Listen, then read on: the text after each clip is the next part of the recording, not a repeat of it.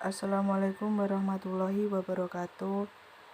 Kami dari kelompok 7 akan mempresentasikan hasil diskusi kami tentang pembelajaran Al-Quran dengan metode Tarsana yang beranggotakan 1. Zukrifa Salatia Afifa dan Indah Yulianti Puspitasari.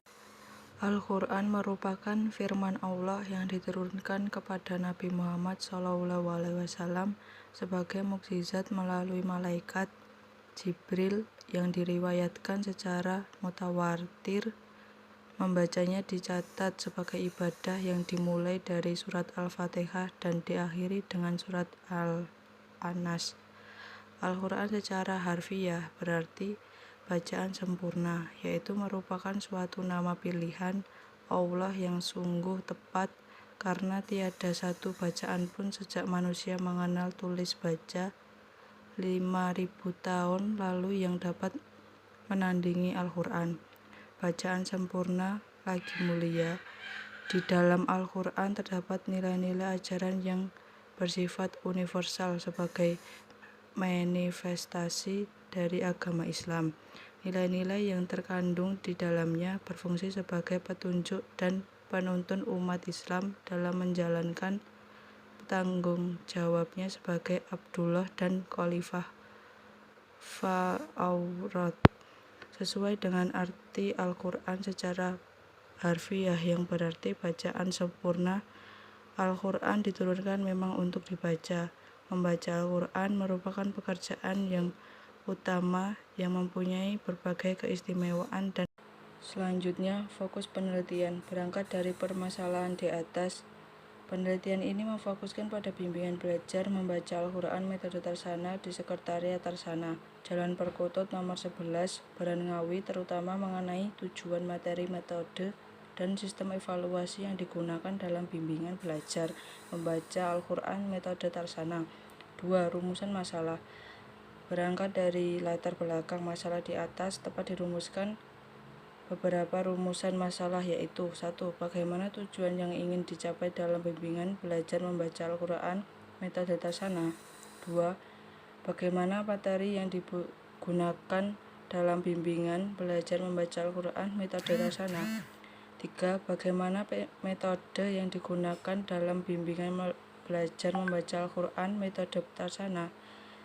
4. Bagaimana sistem evaluasi yang digunakan dalam bimbingan belajar membaca Al-Quran metode Tarsana. Selanjutnya, tujuan penelitian. Adapun tujuan utama penelitian ini adalah untuk mendeskripsikan dan menjelaskan jawaban tentang beberapa rumusan masalah di atas sebagai berikut. 1. Untuk mendeskripsikan dan menjelaskan tujuan yang ingin dicapai dalam bimbingan belajar membaca Al-Quran metode Tarsana. 2. Untuk mendeskripsikan dan menjelaskan materi yang digunakan dalam bimbingan belajar membaca Al-Quran metode Tarsana. 3.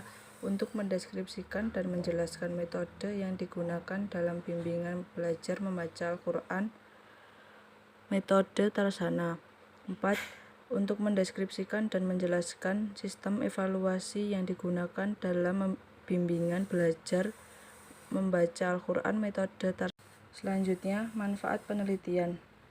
Berdasarkan persoalan dan tujuan di atas, penelitian ini diharapkan mempunyai manfaat dan kegunaan sebagai berikut. 1. Secara teoritis, A. Hasil dari penelitian ini diharapkan mampu memberikan kontribusi bagi pengembangan keilmuan dalam pembelajaran dan pengajian Al-Quran. B. Dapat disajikan atau dijadikan sebagai sumbangan pemikiran di lembaga pendidikan Islam baik formal maupun non-formal. 2. Secara praktis, A. Bagi lembaga Tarsana sebagai bahan masukan dan pertimbangan dalam upaya pengembangan serta peningkatan kualitas bimbingan belajar membaca Al-Quran metode Tarsana. B. Bagi Ustadz dan Ustadzah Tarsana sebagai bahan masukan dan referensi dalam upaya pengembangan sistem pembelajaran pada bimbingan belajar membaca Al-Quran metode Tarsana. Bagi peneliti sebagai tambahan pengetahuan dan sumbangan untuk memperluas memperkayai khasanah ilmu pengetahuan. D.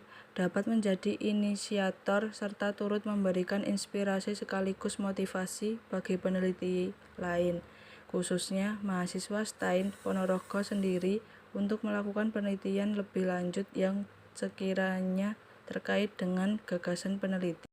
Selanjutnya, metode penelitian. Secara umum, metode penelitian diartikan sebagai cara ilmiah untuk mendapatkan data dengan tujuan dan kegunaan tertentu. 1.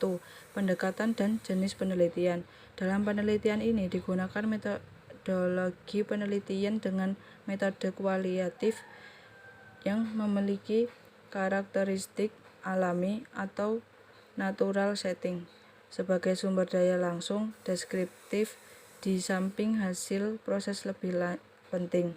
Analisis dalam penelitian kualitatif cenderung dilakukan secara analisis indukatif, dan makna merupakan hal yang esensial. 2. Kehadiran peneliti. Ciri khas penelitian kualitatif tidak dapat dipisahkan dari pengamatan berperan serta, sebab peranan penelitian yang menentukan keseluruhan skenario-nya.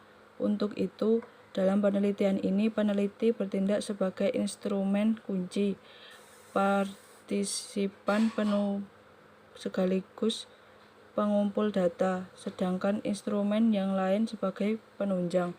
3. Lokasi penelitian. Penelitian ini mengambil tepat di Sekretariat Tarsana yang beralamatkan di Jalan Perkutut nomor 11, Barangawi. Penelitian memilih lokasi tersebut dengan alasan karena kegiatan Tarsana seluruhnya berpusat di Sekretariat Tarsana. 4. Data dan sumber data. Data utama dalam penelitian ini adalah kata-kata dan tindakan. Selebihnya adalah tambahan seperti dokumen dan lainnya. Dengan demikian, sumber data dalam penelitian ini adalah kata-kata dan tindakan sebagai sumber data utama, sedangkan sumber data tertulis, foto, dan statistik adalah sebagai sumber data tambahan. 5. Teknik pengumpulan data.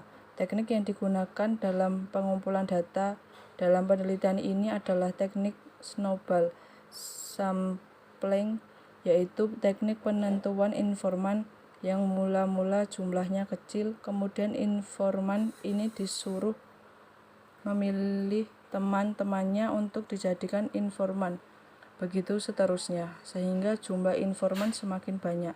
6. Analisis data. Analisis data dalam penelitian kualitatif dilakukan sejak sebelum memasuki lapangan, selama di lapangan, dan setelah selesai di lapangan. Teknik analisis data dalam kasus ini menggunakan analisis data kualitatif mengikuti konsep yang diberikan Miles dan Sekian presentasi dari kami. Terima kasih.